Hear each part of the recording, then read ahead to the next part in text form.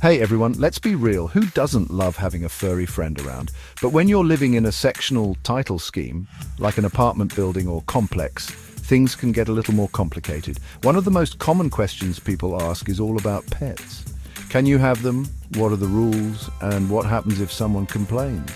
That's exactly why I'm making this video, your ultimate guide to navigating pet ownership in sectional title schemes. We're diving deep into the rules, the processes, and all the essential considerations you need to know. Whether you're thinking about getting a pet or you're already a pet owner in a sectional title scheme, this video will give you the clarity and confidence to navigate the ins and outs of pet ownership in your community. Let's get started. Before you even think about bringing a pet home, remember this. Written permission from the trustees is non-negotiable. This isn't just a suggestion.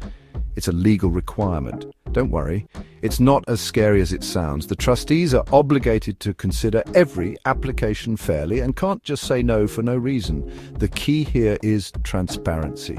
Provide all the details about your pet breed, size, temperament, you name it. The more information they have, the better they can assess your situation. Remember, each case is evaluated on its own merits, so what flies in one complex might not in another. Think of it like this. You're asking to join a community, not just rent an apartment. And just like any community, there are rules in place to make sure everyone can live together harmoniously. Okay, so you've got your application ready, but what are the trustees actually looking at? First up, the type and size of your pet. A Great Dane in a tiny studio apartment, probably not the best fit. Next, they'll consider the nature of the scheme itself. Is it a quiet building with lots of retirees or a more lively complex with young families? The impact your pet might have on other residents is a huge factor. They'll also look at the building's design, got open balconies, shared gardens. These are all things that come into play, and of course they'll check the scheme's rules and regulations. Some might have specific guidelines about pets, while others might be more open-ended. Now, let's talk about some of the common conditions that come with pet ownership in sectional title schemes. First and foremost, leash laws.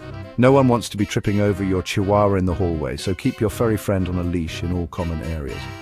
Many schemes also have designated areas specifically for pets, like dog parks or walking paths. Take advantage of these, and of course cleanup is crucial. No one wants to step in a surprise left by your pup, so always be a responsible pet owner and pick up after your animal.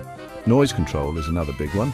Barking dogs can be a major nuisance, so make sure your pet isn't disturbing the peace.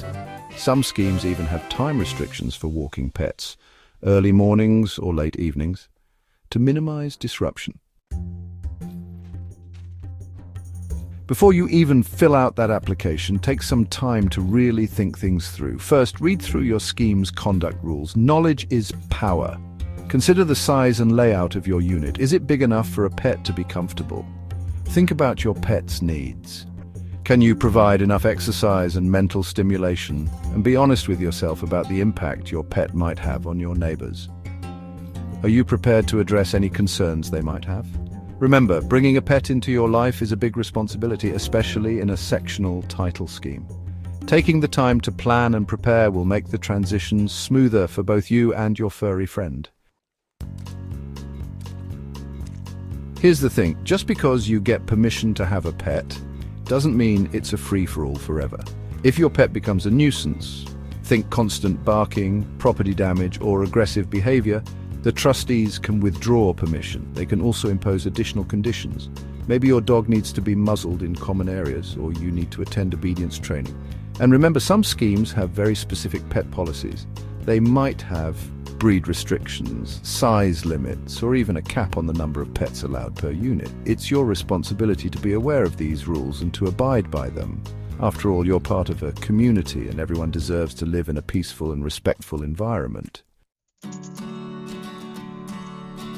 So, there you have it, your crash course on pet ownership in sectional title schemes.